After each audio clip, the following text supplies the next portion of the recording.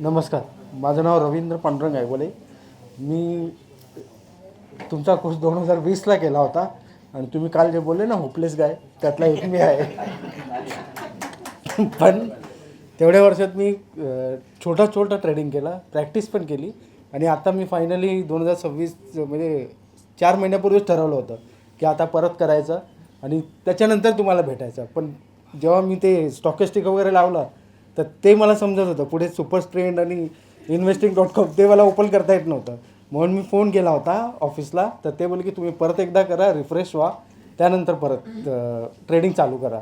म्हणून मग मी दादरची वाट बघत होतो, तर तेव्हा मला जमलं नाही.